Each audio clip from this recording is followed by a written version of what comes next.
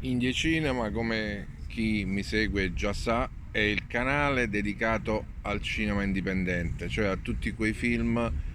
underground, film realizzati a basso costo, film indipendenti che nascono al di fuori del sistema ufficiale, al di fuori delle logiche di finanziamento europee attraverso stati, continenti, regioni, film commission, oppure anche al di fuori del sistema degli studios statunitensi. Quindi è tutto quel cinema sommerso che puoi scoprire iscrivendoti alla piattaforma. La Valle dei Sorrisi di Paolo Strippoli è un horror a cui ha collaborato anche la casa di produzione Fandango, è uscito da poco nelle sale ed è forse uno dei migliori horror che ho visto negli ultimi tempi. Perché è un film crudo, asciutto, un film che non si basa sul tipico intrattenimento horror dove più sangue vedi e più ti diverti. Quel tipico film horror da teenager del mercato soprattutto americano, che punta soprattutto a terrorizzare, a scioccare, a, a fare paura, ma senza avere un sottotesto solido, delle riflessioni significative che elevano il film horror a qualcosa di diverso. Appartengono per esempio a questa categoria di film horror che piacciono molto al pubblico, ma che a me assolutamente non mi convincono. Film come Torna da me dei fratelli Philippou e il loro secondo film sono horror cruenti, macabri, eh, che non fanno altro che crogiolarsi nel mettere in scena la sofferenza, ma dietro non c'è un sottotesto, non c'è una visione, non c'è eh, un autore capace di trasformare l'horror in qualcosa di diverso. C'è, secondo la critica occidentale, in particolare quella americana, ad esempio con il film famosissimo, diventato un caso mediatico mondiale come Get Out. Perché? Perché dietro ci sarebbe insomma tutta la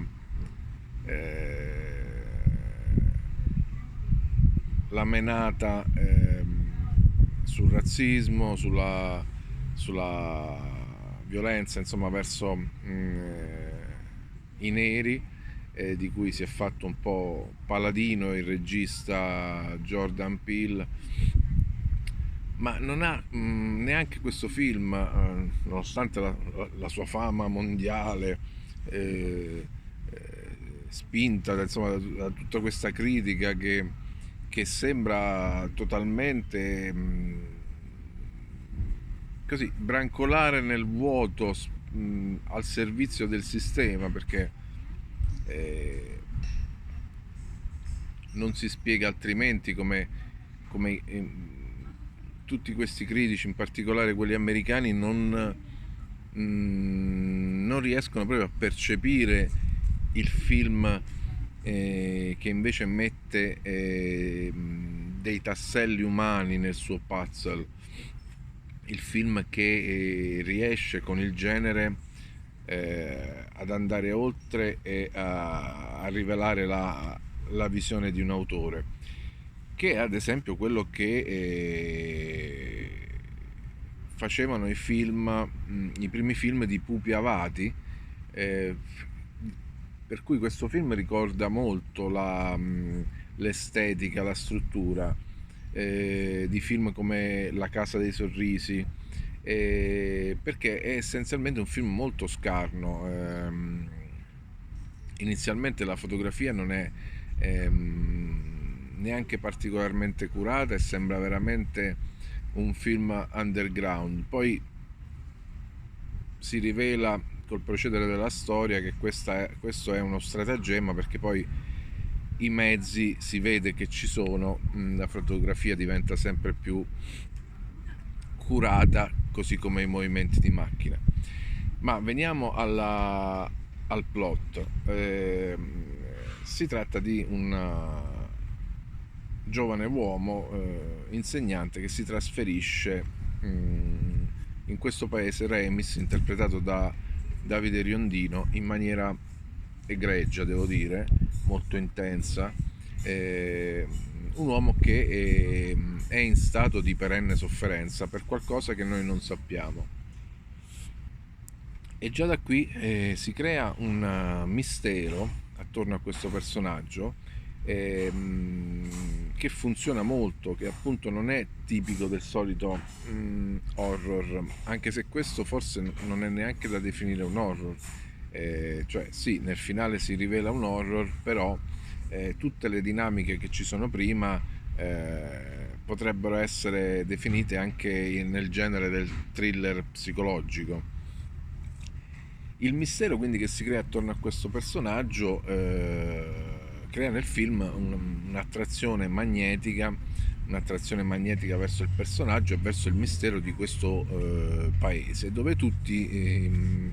a quanto pare devono sorridere per forza, ma siccome l'insegnante del liceo, trasferitosi lì per 3 mesi, quindi per una supplenza, diciamo, non ride, anzi deve elaborare un trauma molto recente che non sto qui a rivelare, e quindi dà un po' fastidio a queste persone del paese che lo spingono ad abbracciare eh, Guido Corbin, che è un adolescente, un ragazzo della stessa classe in cui lui insegna, che dona abbracci in una specie di rituale cattolico, gestito anche con l'aiuto di un prete e del padre, che è un po' il padrone, il manager di questo ragazzo, che ha dei poteri soprannaturali, quindi ha dei poteri energetici, e attraverso l'abbraccio riesce a togliere le sofferenze, o meglio assorbe le sofferenze degli altri e ridà agli altri il sorriso e la gioia di vivere. Quindi piano piano si svela per il nostro protagonista questo mondo di questo paese di montagna del nord Italia al confine con le Alpi, chiuso, ambiguo, che ogni sera, se non ogni sera, spesso ha questi rituali di abbraccio, in cui tutti gli abitanti del paese fanno la fila per andare ad abbracciare questo ragazzo vestito eh, con abito, insomma, da prete, da chiesa, assistito dal padre e dal prete del paese. E tutti, proprio tutti gli abitanti del paese usufruiscono di questa energia, di questa energia positiva, di questa felicità, di questa serenità che il ragazzo dà loro con i suoi abbracci. Da qui il film poi indaga in diverse direzioni, e ovviamente c'è anche un po' di propaganda, come sa chi mi segue. Il cinema è essenzialmente propaganda, non esiste un cinema che abbia un costo qui in Europa, in Italia, magari di diverse centinaia di migliaia di euro. Negli Stati Uniti parliamo di cifre che partono da almeno 1 milione di euro. Non esiste un film che poi non viene infarcito di propaganda dai suoi finanziatori, che in Europa, in Italia, in Francia sono gli stati, le regioni, eh, in parte i finanziamenti europei e che quindi quando selezionano le sceneggiature poi vedono quali sono i film, non in base al criterio artistico, ma figuriamoci, in base anche a ciò che viene spinto dai vari deal, Green Deal o deal insomma di vario tipo. Anche qui insomma c'è la sottotraccia ricorrente oggi come oggi del tema LGBT, del tema del diverso, del tema del bullismo a scuola collegato appunto al tema LGBT, che si collega poi all'esperienza di vita di questo ragazzo, interpretato in maniera, devo dire, straordinaria, diretto in maniera straordinaria, con una recitazione proprio minima, minimalista, da persona ultra sensibile, ultra fragile, che poi alla fine si rivela in qualcos'altro. Insomma, il finale è molto demoniaco, è molto da esorcismo, diciamo, è molto luciferino. E dietro tutto questo c'è un discorso, secondo me, molto importante, perché è un discorso esoterico di vampiri energetici, di chi dona e di chi riceve energia. È anche un discorso molto raffinato, molto interessante sul come si rivela il male, su che cos'è il male, come si presenta e che spesso si presenta sotto mentite spoglie. E la regia è molto scarna, è molto rigorosa, gli ambienti sono gli ambienti di queste case di montagna con arredamenti spartani, le luci sono quelle basse e fioche delle notti di montagna e l'atmosfera è claustrofobica, quella della disperazione di questo professore interpretato da Davide Riondino, che in questa montagna è venuto ad affogare nell'alcol e nel dolore questo trauma che poi però si ripresenta sotto forma dell'incontro con questo ragazzo. Ora, il film non è certamente un capolavoro, però si fa ricordare per la sua originalità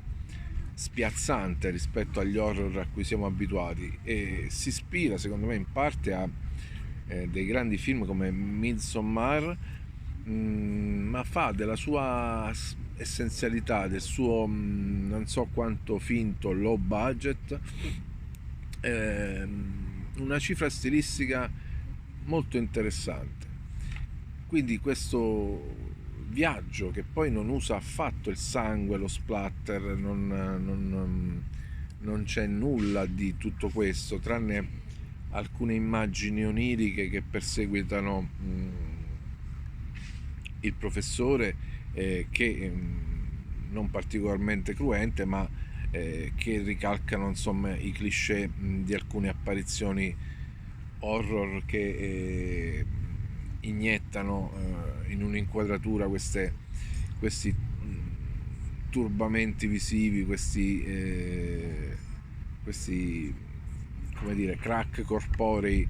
delle figure che entrano in campo. Però il film rispetto, diciamo, alla produzione media che vediamo adesso in giro, come appunto quella dei fratelli Philippou, l'ultimo film che in questo momento non mi ricordo il titolo, ma che punta sempre a un macabro ossessivo splatter, un macabro che deve a tutti i costi scioccare, portare quasi alla come dire, allo schifo di quello che vediamo messo in scena, senza avere la solidità filosofica ma anche esoterica che ha questo film di Paolo Strippoli, un giovane autore che ha fatto già 3-4 film di genere e che sinceramente questo film è molto diverso dalle produzioni standard, anche quelle cosiddette definite d'autore da questa critica un po' così, diciamo, un po' ipnotizzata a livello globale. e, e quindi si ispira vagamente nella trama a Midsommar, ma voglio dire, il tema di colui che va in un piccolo paese e da estraneo incomincia a vedere che le cose sono davvero strane nella comunità, è un tema talmente vecchio e talmente raccontato in tutti i modi nella letteratura e nel cinema, che lì non c'è niente di nuovo. Ma la novità è appunto quella di riuscire con un racconto non eccessivo, mai particolarmente spinto da effetti speciali, da forzature di inquadrature, da movimenti di macchina, con una regia sobria, pulita, scarna, che riesce poi a portare con uno slow burning ad alzare gradatamente l'asticella fino a portare a un finale che sfruttando appena alcuni effetti speciali molto minimal riesce invece a rimanere profondamente nel ricordo dello spettatore. Bene, se vuoi esplorare i tesori sommersi del cinema indipendente anche nel cinema horror, puoi dare un'occhiata al catalogo di Indie Cinema, trovi il link in descrizione per iniziare la prova gratuita e cominciare a esplorare appunto il catalogo della piattaforma, e ci vediamo al prossimo video.